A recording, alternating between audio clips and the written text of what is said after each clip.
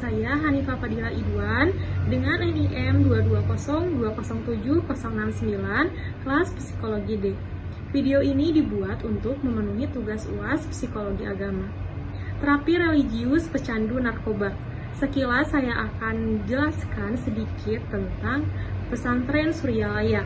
Pesantren Suryalaya didirikan pada 5 September 1905 oleh Syekh Abdullah Mubarak bin Muhammad. Sejak awal berdiri, pesantren ini dikenal sebagai pusat ajaran tarekat, dimensi tasawuf dalam agama Islam.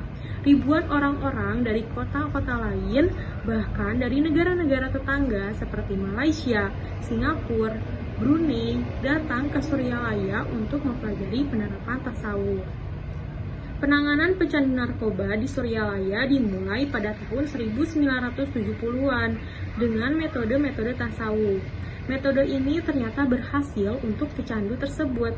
Nah, pada tahun 1980, penanganan untuk para pecandu narkoba di Suryalaya dipusatkan di sebuah lembaga tertentu yang disebut dengan Inaba, yang berarti kembali kepada Allah. Nah, di sini juga dijelaskan terapi di Inaba itu terdapat tahapan-tahapannya. Yang pertama itu ada wawancara awal. Pada saat ini pembina dapat melaksanakan semacam diagnosis awal tentang keterlibatan pecandu narkoba dalam dunia narkoba itu seperti apa. Nah, yang kedua itu ada talqin, yaitu pengajaran zikir. Dalam kegiatan ini, guru mursyid dalam TQN atau wakilnya yang disebut dengan wakil talqin memberi pelajaran kepada pecandu bagaimana melakukan zikir sebagai metode inti dalam tarekat. Dan yang selanjutnya, para pecandu akan tinggal di Inabah. Nah, tahap terapi selanjutnya, para pecandu narkoba harus mengikuti jadwal kegiatan yang sangat terstruktur dari dini hari hingga larut malam. Kegiatan mereka antara lain yang pertama ada sholat. Sholat dilaksanakan ada sholat wajib dan juga sholat sunnah. Yang kedua ada zikir. Yang ketiga mandi malam, ini dilakukan di jam 2 dini hari. Yang keempat, yaitu ada ceramah agama. Dan yang kelima, kegiatan terapi lain seperti olahraga dan juga berpuasa. Nah, untuk penanganan lanjutan, ketika seorang pecandu telah mengindikasikan adanya kemajuan yang bagus dalam terapi, pembina di Inaba akan membawakannya ke Suryalaya untuk bertemu wakil talqin dan menerima restu sebelum ia kembali ke rumahnya. Nah, di sini juga disebutkan ada contoh kasus, sebut saja Rocky. Umur 21 tahun. Rocky berasal dari keluarga berkecukupan di Jakarta. Rocky itu mengatakan bahwa jika ada kursi kosong di pesawat ke Australia atau ke Amerika, saya ikut. Saya membawa narkoba ke sana, katanya begitu. Ia mulai mengkonsumsi narkoba itu saat masih duduk di bangku SMP dalam rangka melarikan diri dari situasi yang buruk di rumahnya. Dia mengkonsumsi narkoba untuk kedamaian dan juga kesenangan, hingga ia menjadi pecandu yang parah. Rocky juga menjelaskan, selama 15 menit ia merasa bahagia, 15 menit kemudian ia menangis, dan 15 menit setelahnya saya merasa kebingungan. Itu yang dirasakan Rocky. Nah, analisis dari perspektif Islam, permasalahan mengenai candu narkoba dan juga alkohol telah diketahui sejak waktu yang lama.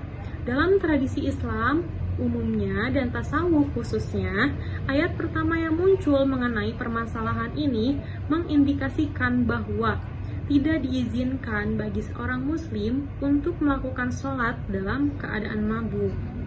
Nah, seperti arti dalam Al-Quran, wahai orang-orang yang beriman, jangan mendekati sholat saat kamu dalam keadaan mabuk, hingga kamu mengetahui makna dari apa yang kamu baca. Dalam surat An-Nisa ayat 45. Kemudian ayat yang lainnya itu muncul, yang artinya, mereka memintamu wahai Muhammad mengenai minuman beralkohol dan judi. Katakanlah, di dalamnya itu terdapat dosa besar dan beberapa manfaat bagi manusia, tetapi di dalamnya lebih besar daripada manfaatnya. Tapi dosa di dalamnya itu lebih besar daripada manfaatnya. Ini terdapat dalam surat Al-Baqarah ayat 209. Nah, menurut perspektif psikologi, disebutkan oleh Rahmatullah 2012 bahwa salah satu keberhasilan terapi di Inaba adalah mereka menerapkan model pendidikan kasih sayang. Para pecandu kebanyakan berasal dari keluarga yang kurang harmonis, sehingga mereka sangat haus akan kasih sayang. Nah, menurut Haryanto 1994 juga menemukan bahwa lamanya terapi berkolerasi negatif dengan penurunan gejala-gejala kecanduan narkoba. Masing-masing kegiatan di Inaba memiliki nilai-nilai terapeutik. Nah, seperti contohnya itu ada ritual talqin atau inisiasi, yaitu memberikan pengalaman penuh insight dan penilaian diri yang menyebabkan seseorang menangis. Salah satu pecandu mengatakan, ketika saya ditalkin, sepertinya saya berdiri di depan cermin besar, sehingga saya melihat diri saya sendiri, termasuk dosa saya dan juga kesalahan saya. Ritual ini menjadi langkah pertama atas keberhasilan terapi di Inaba. Nah, selanjutnya ada perbandingan dengan terapi non-medis lainnya. Nah, menurut Hagen-Haugen, itu pada tahun 1997 mengklasifikasikan bahwa terapi non-medis dibagi menjadi 3 fokus intervensi. Yang pertama yaitu intervensi fisik, yang kedua intervensi psikologis, dan yang ketiga yaitu intervensi spiritual. Mungkin cukup sekian. Terima kasih sudah memperhatikan penjelasan yang saya sampaikan. Wassalamualaikum warahmatullahi wabarakatuh.